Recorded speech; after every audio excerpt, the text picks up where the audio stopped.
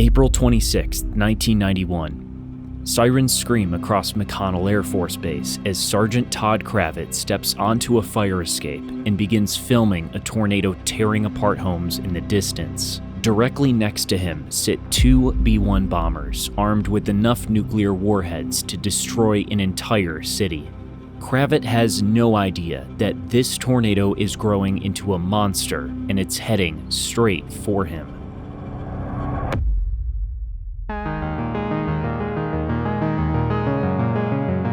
Eight hours earlier, meteorologists at the National Severe Storms Forecast Center were watching the ingredients come together for a massive tornado outbreak.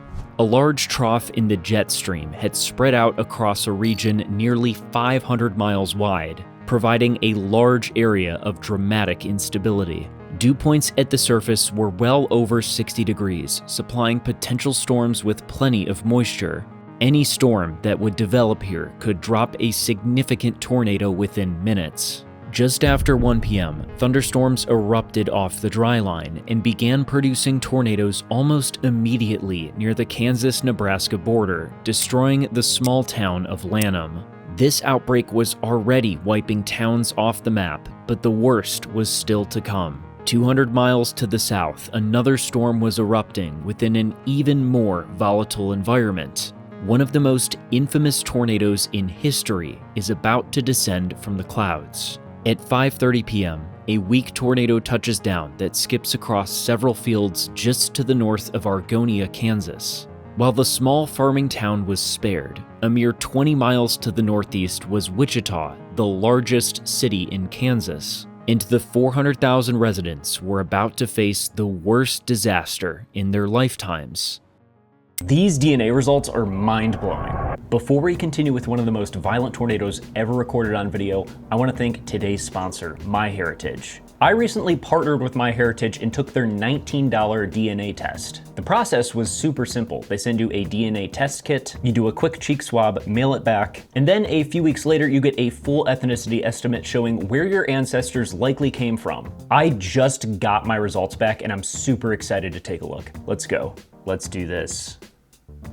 Ready to explore your ethnicity? Let's go. What do we got? Steven, you are 41% Germanic. Okay, that makes sense. 15% English. That's interesting. I didn't really expect that. 10% Scottish and Welsh. Okay. 9% Eastern European. That's definitely from my mom's side.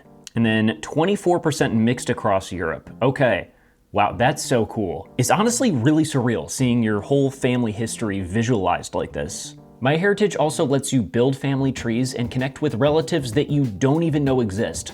Look at all these people that have similar DNA to mine. One thing that I really appreciate is MyHeritage states that they do not sell or license users' genetic data to third parties. They also have a feature called Ancient Origins where you can trace your DNA back 10,000 years and connect yourself to ancient populations. This is pretty cool. My DNA is most closely aligned with a European farmer from about 8,000 years ago. MyHeritage also has a really cool feature called Traits where you can explore how your genetics influence the different aspects of who you are. As you can see, I have a higher aerobic capacity, I am more sensitive to caffeine, which I think is true, and unfortunately, I do not do well with spicy foods. And great news, with my coupon code WEATHER, you can get the DNA kit for just $19, and that includes free shipping and so much more. This is the best deal you will find on a DNA kit from any company. Scan the QR code on screen or click the link in the description to get your DNA kit today. As our storm approaches Clearwater, Kansas, a young storm chaser, Tim Marshall, was weaving through traffic. Between the trees, he could see a small white cone touch down in open fields. Racing to the east, he had one shot to get ahead of this young tornado. It was go time. Yeah, look at the debris. Oh, it hit him, it hit it. Oh, the house just went down there. Keep going. Very good multi-vortex. Note the multiple vortices that could be seen dancing beneath the small funnel. This was a strong tornado. Oh, mercy. Tim zigzags across county roads to the northeast, but eventually loses track of the funnel after encountering storm damage. But back in Wichita, the show was just beginning.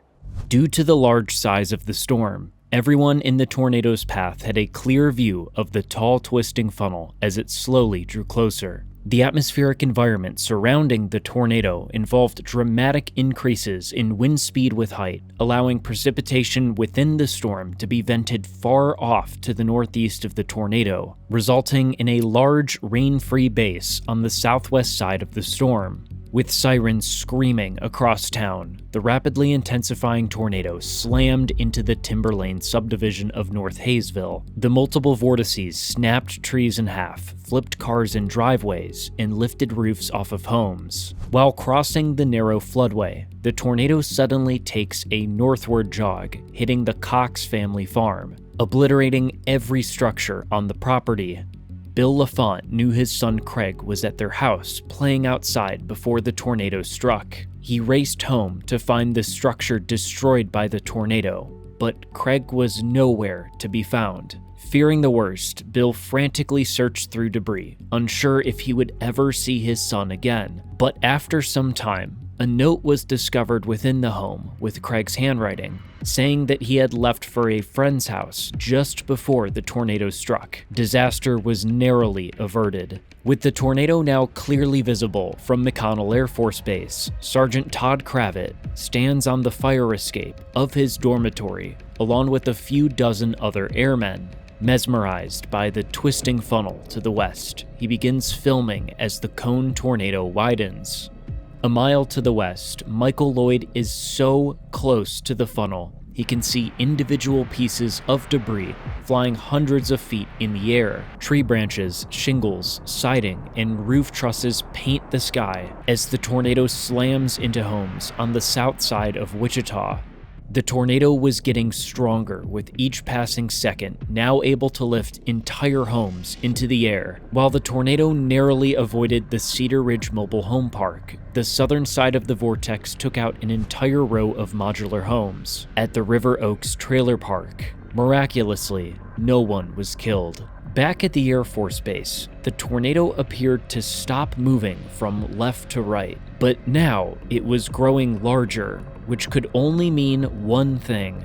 The strengthening twister was headed directly for the Air Force Base. 1,000 yards from the airmen were two B-1 Lancer bombers sitting on the flight line, both equipped with nuclear warheads. While these aircraft could be ready within minutes to go to war, there was no procedure in place for moving these aircraft out of the path of a violent tornado. And while the airmen didn't realize it at the time, the tornado would likely result in one of two outcomes. Either it would hit the dormitories where the airmen lived head-on, or it would hit the aircraft, with the potential to cause a nuclear disaster. Sergeant Kravitz kept the camera rolling, capturing the most iconic tornado footage ever recorded.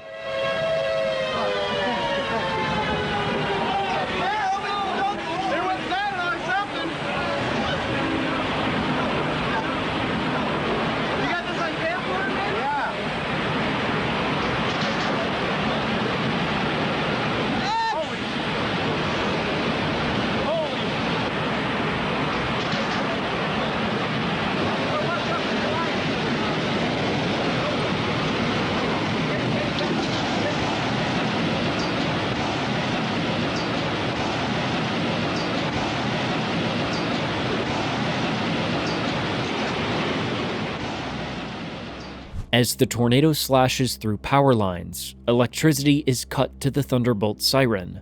The roar of the tornado grows louder and louder as it approaches the Air Force Base hospital. The building was built without a basement, and now patients in the ER are asked to drop to the floor and cover their heads as windows explode around them. Patients scream as the powerful twister picks up cars from the parking lot and launches them into the hospital lobby, as well as wraps them bumper to bumper around trees. The sound of a freight train engulfs the building from every direction. By some miracle, when the dust cleared, everyone escaped alive. The tornado had managed to perfectly split the goalposts between the dormitories and the B-1 bombers. Unfortunately, the hospital, daycare center, recreation center, and Winetier Elementary School were heavily damaged, and countless people were injured. Air Force Master Sergeant Jay Taylor was in the recreation center at the time, and a 2-inch diameter piece of wood went clean through his calf. While it was apparent in Todd Kravitz's footage, it was even more apparent from a mile away. After crossing the Air Force Base, the structural debris filled the large cone tornado, giving it a pitch-black appearance. Simultaneously, over the course of 60 seconds, the twister doubled in size, becoming a rare, powerful wedge, and it was heading directly into a densely populated area. As the tornado approached East Pawnee and Greenwich, Charlene Montgomery, with her daughter and 2 nieces, was caught in the line of fire. This neighborhood had very few basements, and Charlene's home would likely not survive a tornado of this magnitude. She made a last-second decision to run to a neighbor's home, one that had a basement, but unfortunately, she never made it. Struck with 200-mile-an-hour winds, she was picked up by the tornado before she could reach shelter. Charlene was found dead in a pile of rubble. Just 2 blocks away on South Casper, 67-year-old Matilda Bibout took shelter in the center of her home, but when the tornado struck, she was crushed as her house folded inward. Had underground shelter been immediately available in their homes, both Charlene and Matilda would have survived. Powering northeastward, the tornado tears into the Timber Lakes neighborhood, a wealthy subdivision in southeast Wichita, flattening a dozen well-built homes. Debris was strewn across the neighborhood, rendering the affluent community unrecognizable. Around this time, the tornado was about to cross the Butler County line, and a new tornado warning was issued for the town of Andover. But when officials tried to activate the tornado siren, they heard nothing. The siren was broken, and now the tornado at maximum strength was headed right for the Golden Spur Mobile Home Park. In an era before smartphones, sirens were often the only way residents were notified of an approaching tornado. Knowing the situation was dire, Sergeant Paul C. immediately drove up and down the winding streets of Golden Spur in his police car, siren blaring, using his PA system to warn residents of the tornado. While Golden Spur had a central underground storm shelter, residents were left with just minutes to take action as the giant wedge tornado approached. Sergeant C continued to warn residents until the last possible second before speeding away as the massive tornado hit.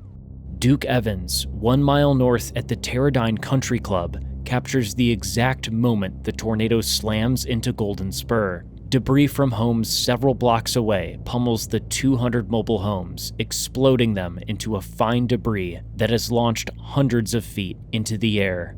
Regan Koch, who is even closer to the large wedge, films the tornado as it passes by less than half a mile from his home, as his wife pleaded with him to take shelter.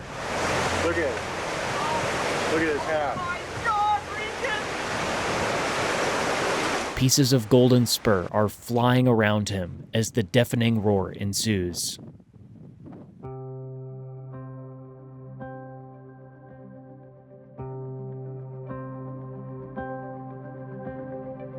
While the majority of residents in Golden Spur were safe in the storm shelter, 13 did not make it in time, including Ruby Crawford, the grandma of Golden Spur. Ruby knew that Rob and Gladys Maines, both in their mid-80s, would not be able to get to the shelter alone, so she risked her own life to help them. Tragically, none of them made it to the storm shelter before the tornado exploded their homes.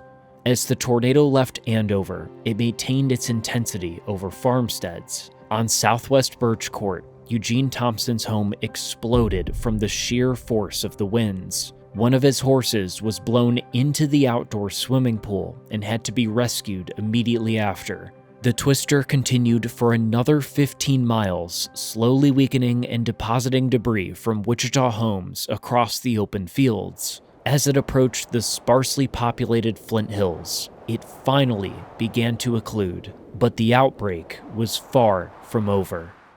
News reporter Greg Jarrett and photojournalist Ted Lewis were spending the day covering a story in Topeka when they heard all hell breaking loose in Andover. They immediately hopped on the Kansas Turnpike and began speeding back towards Wichita. As they approached El Dorado Lake, the Andover tornado had already lifted. They had no idea how close they were to the storm's mesocyclone until they saw a second tornado touch down directly in front of them. As the twister roars over the open water, the team immediately pulls over, leaps out of the car, and Ted sets up his tripod and begins to film. This was the dream shot for any journalist.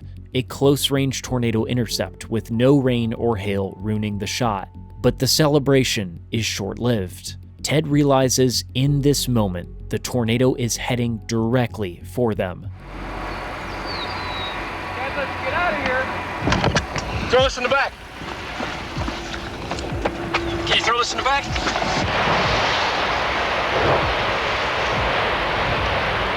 Listen to the wind. Let's go, let's go, let's go. Go, go, go. Shoot it. You better floor it, you better floor it. Shoot it. We're all right, just stay ahead of it. The team accelerates to nearly 80 miles per hour, but the tornado remains directly behind them. Oh, that didn't help us. Go back. You're okay, you're okay. Keep going, man, keep going. Faster? No. Yeah.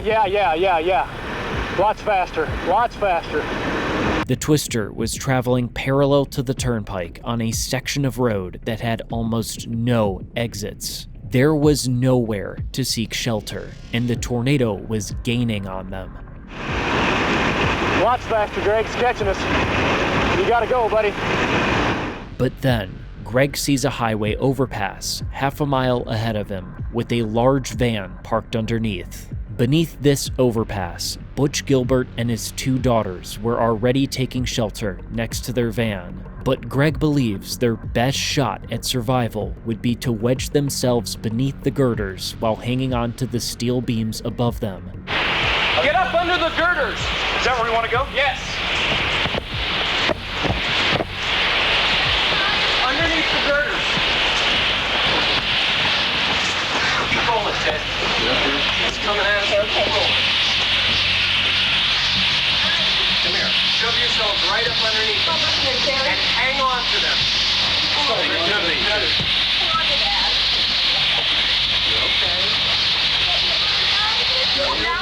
As the tornado approaches, it rolls several vehicles, including a semi-truck, severely injuring one man. Don't worry about it. Just hang on. That's what you do.